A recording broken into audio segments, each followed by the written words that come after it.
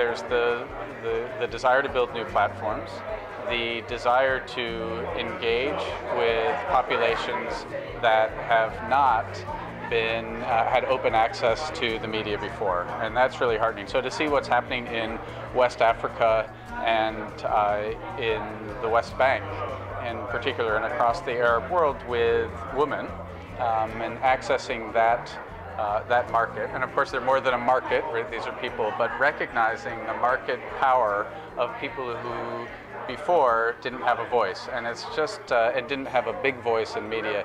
It's just a reminder that in this period of rapid change in the infrastructure of journalism and media, while we hear so many people complaining about what's going away and what we're losing as we lose newspapers and radio stations become potentially less relevant and TV becomes more about feeding people potato chips than about giving them nourishment, that the new forms of media have actually opened the door to speak with citizens, global citizens, who had very little voice before, who didn't have a voice through old hierarchical media.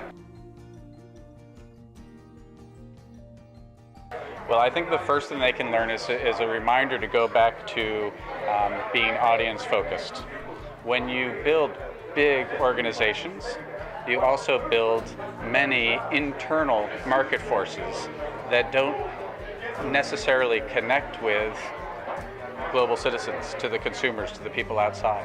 You spend so much time supporting the systems that you've built up and thinking that these are systems that must exist, that you forget about the basic need that the world has for journalism. And for me, so we talk about media, and for me, I'm particularly focused on journalism as a part of media.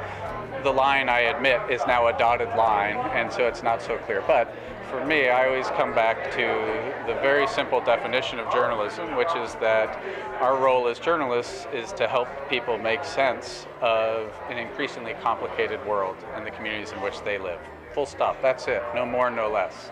And I think when we build big systems and we find ourselves having to support big institutions where the functions may be outdated, we lose sight of that. And I think the Ashoka Fellows, I don't think, I know that the Ashoka Fellows with whom I met today are very audience-focused, very user-focused, very citizen-focused. And they will all succeed because they are speaking to the people who will actually benefit most from the work that they're creating, rather than speaking to people who are supported by an institution that may be outdated.